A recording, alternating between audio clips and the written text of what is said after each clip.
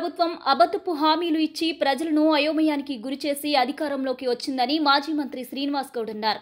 మహాత్మా గాంధీ వర్ధంతి సందర్భంగా మహబూబ్నగర్ జిల్లా కేంద్రంలోని క్లాక్ టవర్ చౌరస్తాలో ఆయన విగ్రహానికి పూలమాల వేసి నివాళులర్పించారు.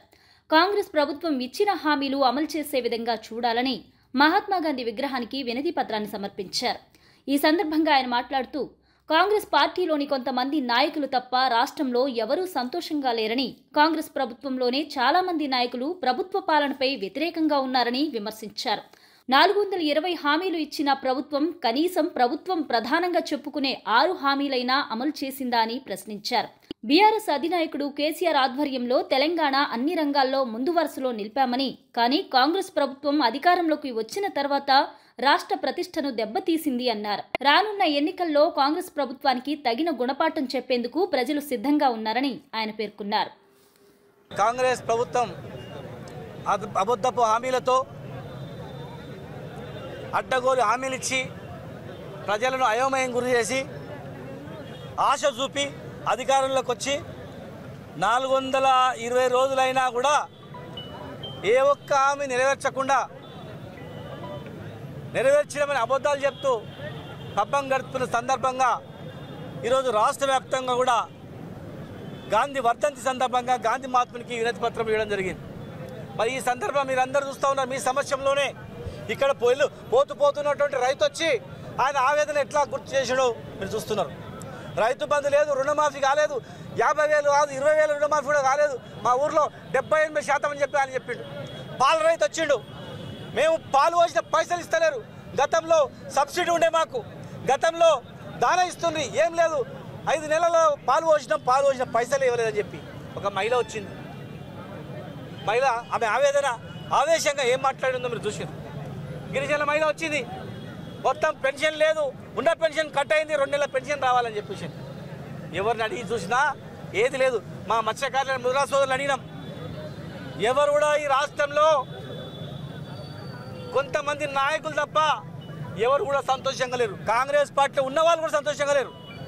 నిన్న జరిగినటువంటి వాళ్ళు పోల్లో కాంగ్రెస్ పార్టీ వాళ్ళ సొంత పోల్లోనే ఏ రకంగా వచ్చిందో, దళితులు కానీ మైనార్టీలు కానీ రైతులు కానీ ఈ రాష్ట్రంలో ఉన్న వాళ్ళందరూ కూడా అయ్యా ఎంత పని చేస్తేవి కోడిగుడ్డు రోజు గుడ్డు పెట్టే బాతును కోసినట్లు అయిపోయింది మా పరిస్థితి ఇలా అయోమయం అని చెప్పి.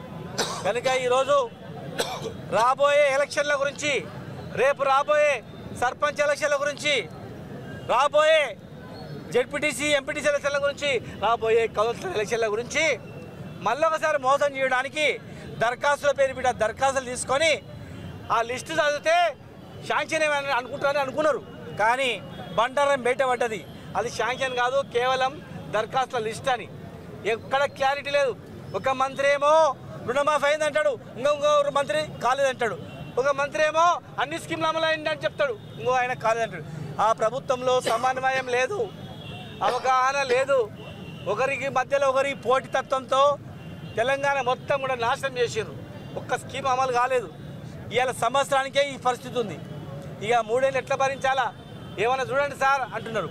కానీ ప్రజాస్వామ్యంలో ఒకసారి ఓటేసిన తర్వాత ఖచ్చితంగా దాన్ని అనుభవించాల్సిందే. మనం చేయాల్సింది రేపు ఏ ఎలక్షన్ వచ్చినా ఆ ఎలక్షన్ ద్వారా ఓటు ద్వారానే ప్రజలు బుద్ధి చెప్పాల్సిన అవసరం ఉంది. ఇవన్నీ ఎలక్షన్ స్టంట్, ఎలక్షన్ డ్రామా. ఇది ఖచ్చితంగా ఈ హామీలు నెరవేరేంత వరకు ఊరుకునేది లేదు. ఆ నాయకులు ఎవరు ఎక్కడ కనిపించినా గ్రామాలకు వస్తే గ్రామాల్లో ఉన్న వాళ్ళు మీకు ఇచ్చిన హామీల పుస్తకం తీసుకొని ఎప్పుడు అమలు చేస్తారు? 2 రోజులు అంటారు కొన్ని, 24 గంటలు అంటే కొన్ని, నెల రోజులు అంటారు, 100 రోజులు అంటారు. మరి 420 రోజులు అయిపోయింది. ఇంకా ఎన్నిసార్లు మోసం చేస్తారని ప్రజలందరూ కూడా నిర్ణయించాల్సిన అవసరం ఉంది. ఒక కార్యకర్తలే కాదు, ప్రజలందరూ కోపంగా ఉన్నారు. ఆ ప్రజలతో మరి ఇమ్మీడియట్గా అమలయ్యేటట్టు చేయాలి. ఒకవేళ అమలైనవని చెప్తున్నారు కదా మీరు, అన్ని హామీలు 6 గ్యారెంటీలు అమలైనవని చెప్తున్నారు కదా, 420 హామీలు ఇచ్చారు మీరు. 420 హామీలలో కనీసం మీ 6 గ్యారెంటీలు అమలు చేయండి. మేమందరి మా కార్యకర్తల దండం పెట్టి కాలు మొక్కినా సరే మీ పేర్లు ఇస్తే వాళ్ళని యునానిమస్ చేస్తాం. జిల్లా పరిషత్ చైర్మన్లు, జెడ్పీటీసీలు, ఎంపీటీసీలు, సర్పంచులు అందరికీ యునానిమస్ చేసి మీకు ఇస్తాం. మీకు అధికారం కావాలి కదా, మీకు అధికారం కావాలి, అధికారం దాహం ఉంది కదా. మీ అధికారం కావాలంటే మోసం చేసి చేయకండి, అమలు చేయండి. అధికారంలోకి వచ్చి మళ్ళీ ఒకసారి మోసం చేస్తే మాత్రం మీకు ఎట్టి పరిస్థితిలో ఊరుకోం.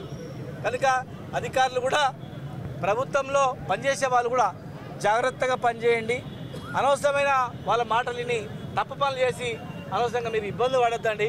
ఖచ్చితంగా ప్రజలను సిద్ధంగా ఉన్నారు, ఓటు వేయడానికి సిద్ధంగా ఉన్నారు, ఎలక్షన్లో కొట్లాడడానికి సిద్ధంగా ఉన్నారు. వాళ్ళందరం కలిసి ప్రజలను జాగృతం చేసి హామీలు నెరవేరేటట్లు, హామీలు నెరవేరేంత వరకు వాళ్ళని హామీలు తీసుకునే రావాలి ఊర్లకు అని చెప్పేటట్లు మనం ప్రజలను తయారు చేయాలని చెప్పి తెలియజేస్తూ